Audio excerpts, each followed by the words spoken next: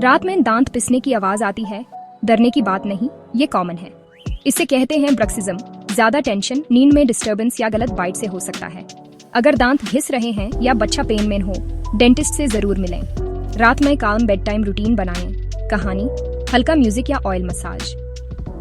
Peaceful नींद से mental stress कम होता है और दांत पिसना भी। ऐसे और असली टिप्स चाहिए? फॉलो कीजिए हेल्थी डेली। अगला एपिसोड, बच्चे की हाइट और ग्रोथ नेचुरली कैसे बढ़ाएं।